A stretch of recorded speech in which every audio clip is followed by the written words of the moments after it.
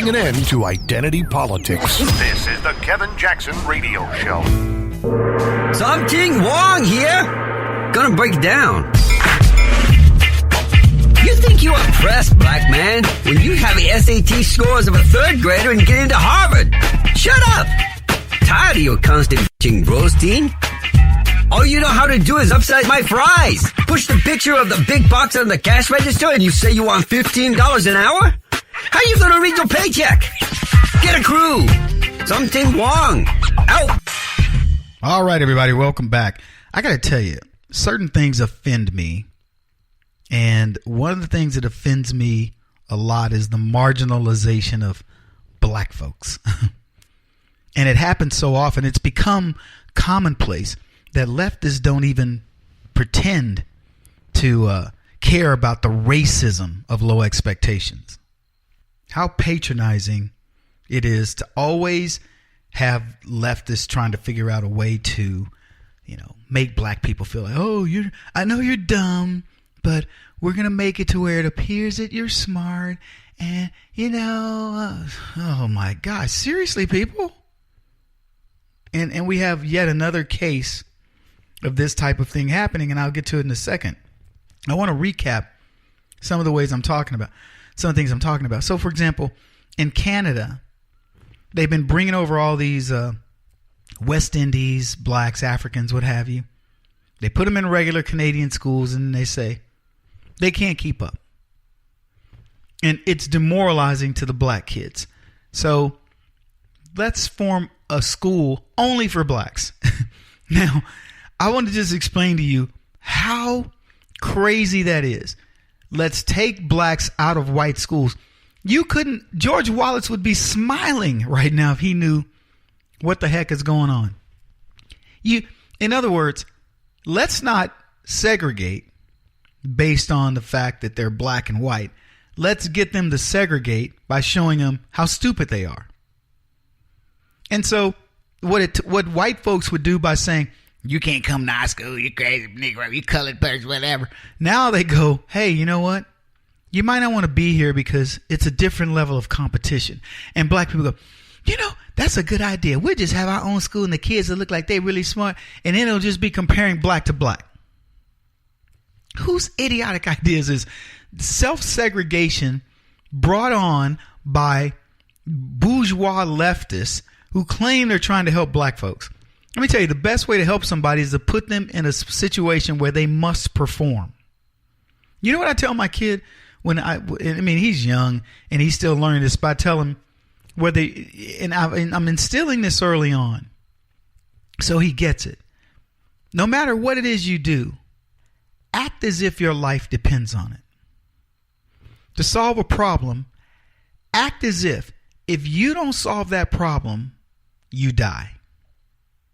It could be a math problem. And I want you to, what happens when you act as if something can kill you is you get a confidence that says, no matter what, I must solve this problem. I always think of it as hanging off of a cliff, a sheer cliff. And you think there's no way I can get myself up on that cliff. My fingers are going to get sweaty and all that. And could be. I'm not going to tell you you're going to survive everything. But what I'll also tell you is this. If you put me in a situation where I've got to hang on, it's life or death, I'm going to hang on a little longer. I may eventually die, but I'm going to be saying letting go is the end. So we've trained people to just give up, to take the easy way out. No strife. There's a situation, and this has gone on all over the country, and anybody that's listened to the program knows this, knows I've talked about it. The idea that these school administrators will cheat on black kids' exams in order to give them the false sense of security that, oh yeah, our school is a school of distinction. So I want you to, every time you pass by one of these schools in a big city, it'll say accredited or accredited with distinction. Let me tell you what they do to get accredited with distinction. I can tell you this firsthand. My son, who's one of the most gifted students in his school, is asked to take every test. They go, we're going to be doing a random test, and if your name is called, then you would be taking the test on behalf of the school, and it is really random, but we want everybody to understand that, blah, blah, blah. And then you know what the random is? They take the top couple of students out of every class, and they randomly rank the school. And so they get accredited with distinction by taking the top students. They don't get accredited with distinction by taking the average student because they never make it. And I can tell you that happened because we got a letter saying your child was picked at random to take the test or whatever. And we talked to his teacher, who's a conservative, believe it or not, and she told us there's nothing random about it. We're taking the best students. And my kid is one of the best students. And it's flattering, but it's not the case. And so what I told my son is I said, there was a voluntary test, and they said, we'd like to, again, randomly select these students. And they selected my son. And I told him to tell the principal, I'm not taking that test. Because they put him, it's a blah, blah, blah. They make it sound, it's so good. And, they're representing us and yada, yada. And I said, not my son. Go find another kid. So, look, I get that we all want our kids to be, smarter and better, blah, blah, blah. But the fact of the matter is that government schools, and Neil Bortz tweeted out the other day that government schools should be called what they are, government schools, indoctrination schools. And the problem is they're not even indoctrinating you to love the government, to love the country. But they're government schools. And the same ruse that's being played on you politically is being played on your kids. It's being played on you to believe that, my kid goes to a great school when they don't. Your kid goes to a very mediocre school where they've taken the best students to get these distinctions and awards. And you think, my kid's teacher is really good or whatever, or my school, blah, blah, blah. No.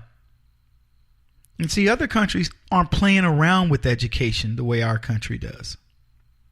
They're really looking for ways to get their kids to learn better, challenging these kids. If we lose that advantage as Americans, we're toast. We're too lazy.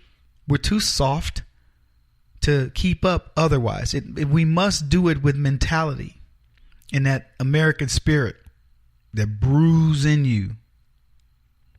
Anyway, let me get to this story. It was a Virginia high school that sent a letter to parents and students announcing they were going to select students for advanced placement in honors classes, at least partly based on skin color.